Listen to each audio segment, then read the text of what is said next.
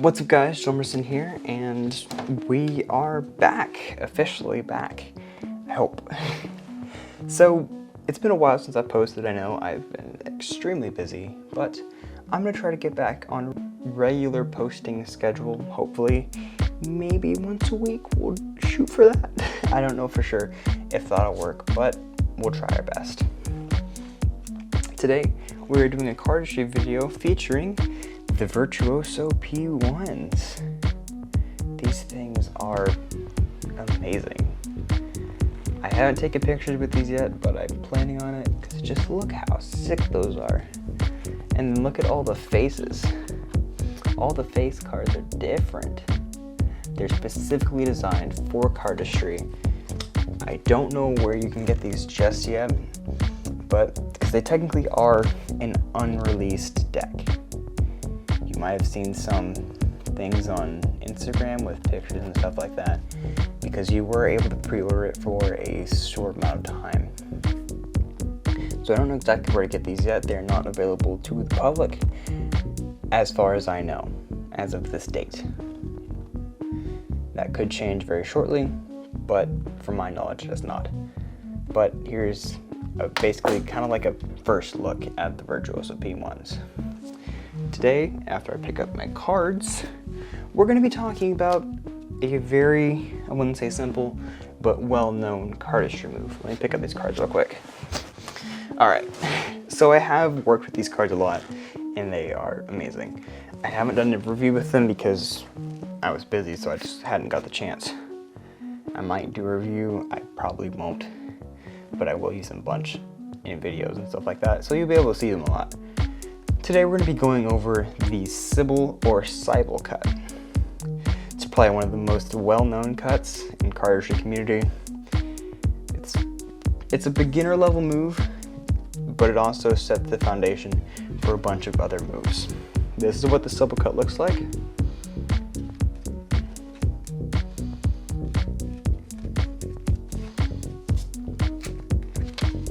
That's the Sybil cut. It sets the foundation for a lot of things, like, I forgot what this one's called, but it sets the foundation for cuts like that. So once you learn the Sybil cut, you can learn pretty much any cut out there, because they all have the same basis as the Sybil cut. If you'd like to learn, stick around and I'll teach you how to do it. Alright, so starting off, we're just going to start off with like the first few moves from this angle because it's a bit better to see, and then we might try some other angles so you can see a bit better of what we're actually trying to teach you. Alright, so it first starts off with what we call a Z-grip. A Z-grip is super important to know for basically any cut, so you need to learn this now. Z-grip looks like this. As you can see, I can get into it pretty fast because I've had a lot of practice with it. And soon you will be able to as well. A Z-grip is super simple. You have the deck in a straddle grip here, with your index and pinky on the side, middle and ring on the sides of the deck, and then your thumb kind of flat on here. You're going to move your thumb out the way because you're not going to need it. I mostly have it on the bottom packet, as you can see here. But what you're going to do with this hand is you're just going to grab basically like a top packet like this with your thumb and your index. But instead of grabbing it off like this, you're going to keep your thumb in place and use that as the pivot point of the second packet. So as you're picking it up, like that, your hand's gonna continue on that packet. You're gonna pick up about 1/3 of the deck like this with the index of this hand and the thumb of this hand. And then with that, you take your index and then just break that pack in half. And now you're in Z-grip. It's probably about the easiest thing to learn, so go back if you want to go over it again. It's probably too simple to go over again, but I might go over it a couple times in the future. But yeah, ZGrip, it's really not that hard. Once you get the hang of it, you'll be doing it just out of muscle memory. Now, after the ZGrip, you're gonna split it into another packet. That top packet, you're gonna split into another one. So you're in the ZGrip, you're gonna hold it with these two fingers, your ring and your middle on the packet. You're gonna take your index and break off part of the packet. Now, I like to hold this packet, this middle packet, with my ring finger on the corner, and then you're holding that top packet with the index, like so. So it kind of looks like this. Now I'll go over that again. ZGrip, break off a packet, just like that. So ZGrip, grab it with the index, have these three fingers, and have your ring hold the corner of that. So that way it can freely move around. There will be a lot of movement involved in this trick, or in this cardistry move. So what you want to do next from here is you're going to move this hand down. So move the entire hand down, and you're going to grab this packet, this middle packet here. You're going to grab that with your middle and your thumb in the back. If you can kind of see there, my thumb is right here and my middle is right here. You can kind of see that. And then what you're going to do is you're going to let go of that. You can let go of the ring finger now, since these two fingers are basically holding that packet. And then what you're going to do from there, it's a bit hard to do slow. It is a very fast move, but back at that, you're holding it with your thumb in your middle. Now what you're going to do is you're going to bring that out from where it is, and you're going to hold it like this over that bottom packet. And you still have these two connected, so technically you're still in a ZGrip. So you're going to have this here, and then what you're going to do is you're going to take these three fingers here. This might be a little bit hard to get used to, but while you're holding this packet over the bottom packet, you're going to have it out jogged a lot. So it's going to kind of look like this. The bottom packet's right there. These two packets are on top, right? It's out jogged a bunch from this hand. What you're going to do is you're going to take these three fingers, your middle, ring, and pinky, and you're going to grab it like this. This finger isn't involved because it's holding this packet, but you're taking your ring, or your middle, your ring on top, and your pinky, and it's basically like an improvised straddle grip. And what you're going to do is you're going to extract that packet from your thumb and your index. You're going to extract that and then move it up.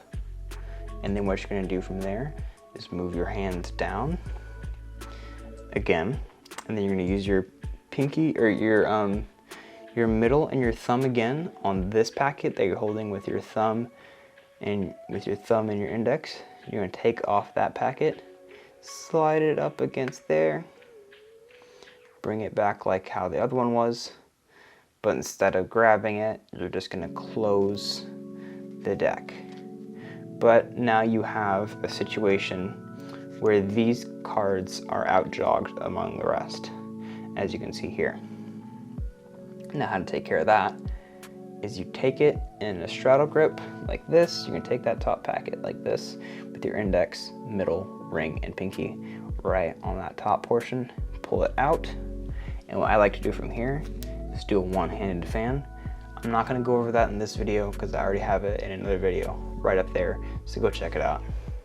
But you're going to have it in a one-handed fan. This is just how I like to close it up. You don't have to. Close up that one-handed fan and bring it back just like that. Now I'm going to go over it again just so you can understand it a bit better. We're going to go back into ZGrip. We're going to break off that top packet into two. Now move this hand down, the whole hand. Move it down, and then grab this second packet. Grab it with your middle and your thumb and pull that packet out and over. It's going to be levitating over this, so you don't ever put it down. It's just you're just gonna hold it just like this. Now these two hands are like this. What you're gonna do, bring this hand all the way over, put it in a mini straddle grip with your middle ring and pinky, and then pull it out from your middle and thumb. Correct, yes. Pull it out from your middle and thumb, just like that. And you're gonna be in this position here, where you still have your Z-grip. Your Z-grip is still there, but now you have the second packet.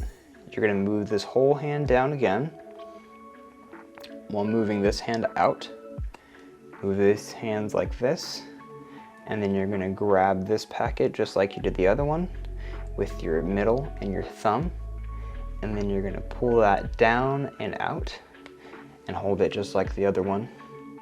And then you're gonna bring this hand up and close up the deck. Now you have this out jogged packet. Grab that in a straddle grip up at top. Do a one-handed fan. I like to do a charlier, and then close out the cut. How I do that little fan thing is I pull my hand back together, turn, let it hit this start part of the packet. It'll automatically kind of square itself back up, and then just let it fall on top. It looks really good when it's fast paced, and that's how you end it off. We'll go over it one more time and then view it from a different angle. All right, so Z-grip, break that top packet off, bring this hand down, this hand out, grab it with your ring and your thumb, or with your middle and your thumb, extract that packet out, put it on top, just like that. Take these 3 fingers, mini straddle grip, pull that out. Same thing with these, middle ring, or middle and thumb, extract that packet out, bring this hand up, and close out the cut. One-handed fan, charlier, and close it out. Now we're gonna view it from a different angle so you can get a better perspective. All right, so here's our second angle. Now this angle really isn't better because this hand is kind of blocking most of it, but you will be able to see some moves that you weren't able to see before. So, Z-grip, break that top packet off. You can't see that I did that, but I have. Bring this down, grab it. You can see that because you couldn't see that part before, where you're extracting this and pulling it out. Resting on top of that packet, bringing this hand over, grabbing it, bringing that down, extracting that out just like that, and then closing it up. And then you have the one-handed fan with the charlier, and then closing it. Now we're gonna go from the other side because you'll be able to see that a little bit better without this hand blocking it. All right, so here is our other angle. We start off with the Z-grip, break that into another packet, grab it with this hand, just like that, extract it, hold it on top. You're gonna take this hand over, move it over to the side, pull that packet up, move your hand over again, grab this packet, just like that,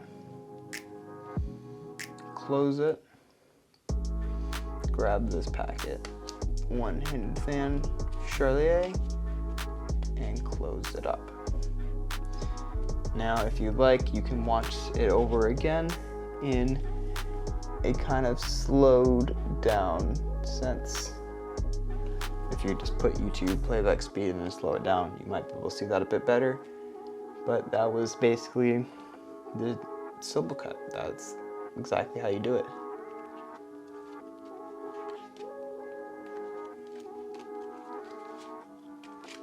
If there's anything you want me to elaborate on, let me know in the comments down below.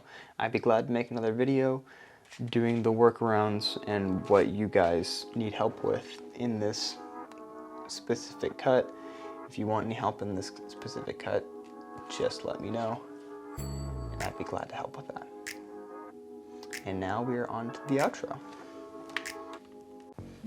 And that is all for today's video. That was going over the Sybil cut.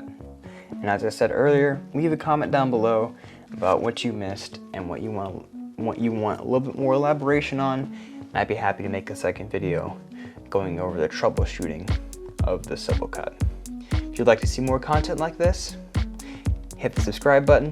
If you like this video, hit the like button. Comment down any video ideas you want me to do next. And before we sign off, I would love to say thank you to you guys for how many views I've gotten on my Theory 11 versus bicycle video.